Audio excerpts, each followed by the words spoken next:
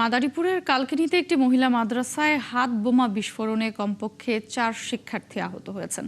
এর মধ্যে আবিদা আক্তার নামে এক শিক্ষার্থীকে আশঙ্কাজনক অবস্থায় আনা হয়েছে ঢাকায়। পুলিশ ও এলাকাবাসী জানায়, সকালে মাদ্রাসার কার্যক্রম শুরু হওয়ার পর আকস্মিকভাবে একটি হাত বোমা বিস্ফোরিত হয়। বিকট শব্দে আশপাশের এলাকায় আতঙ্ক ছড়িয়ে পড়ে। এতে মাদ্রাসার অন্তত 4 শিক্ষার্থী আহত হয়।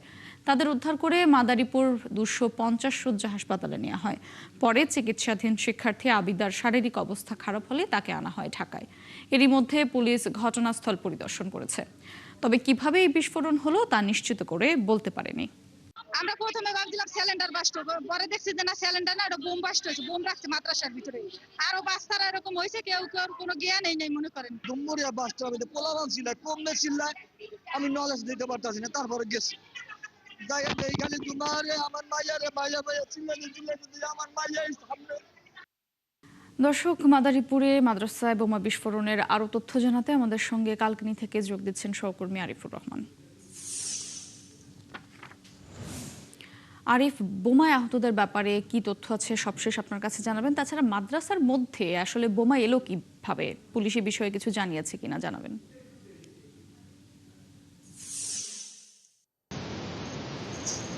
জি মৌটসী, মাদারীপুরের কালকিনি উপজেলার গোপালপুর এলাকায় দারুস সুন্নাহ মহিলা মাদ্রাসা আজকে সকালে এই মহিলা মাদ্রাসার পাশে যে একটি বাড়ি আছে, যে ইমন সর্দার নামে, সেই বাড়ির দরজার সামনে যারা মাদ্রাসায় শিক্ষার্থী ছিল, সেই শিক্ষার্থীরা বোমা সদস্য বস্তু, একটা বল আকৃতি বোমা সদস্য বস্তু নিয়ে খেলা করতেছিল। সেই খেলার এক ছলে তারা বোমা আরটাকে বিস্ফোরিত হয়।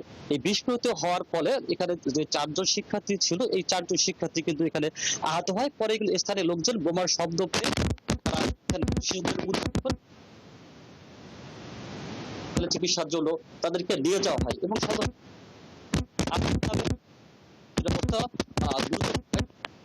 ঢাকা মেডিকেল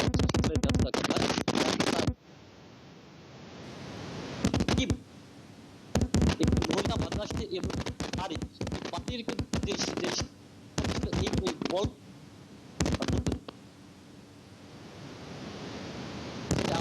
কিন্তু এই তখন এই খেলা করতেছিল। এখানে কিন্তু ঘটনাস্থলে পরিদর্শন করছে পুলিশ সুপার আছে।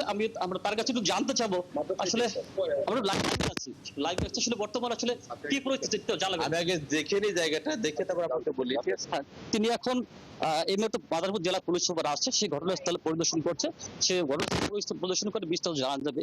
এবং এখান থেকে যে 4 জন ব্যক্তি আছে, মাদ্রাসার 2 জন এবং বাড়ির মালিক 2 জন, তাদেরকে জিজ্ঞাসাবাদের জন্য মাদারীপুর সদর পুলিশ সুপার অফিসে দেওয়া হয়েছে। তো এই ছিল আমার কাছ থেকে ঘটনাস্থল থেকে সর্বশেষ পরিস্থিতি। মৌটসী, ধন্যবাদ আরিফ, আপনি থাকবেন সেখানে, আপনি খোঁজ খবর রাখবেন। আমরা পরবর্তীতে আবারও আপনার সঙ্গে যুক্ত হব। দর্শক, মাদারীপুর থেকে যুক্ত ছিলেন সহকর্মী আরিফুর রহমান।